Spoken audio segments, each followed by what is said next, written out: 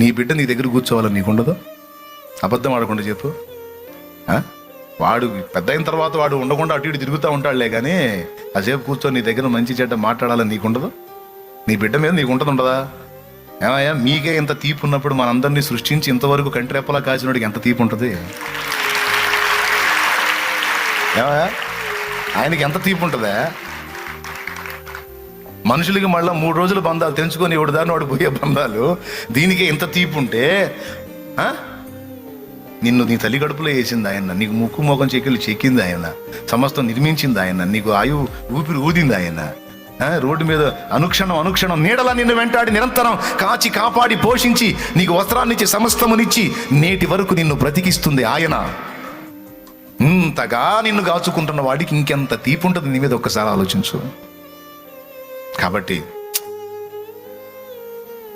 వెళ్ళాలి, ఆయన దగ్గరికి వెళ్ళాలి, ఆయనతో కూర్చోవాలి. రోజులో కనీసం ఒక్కసారైనా మనసారా గడపాలి.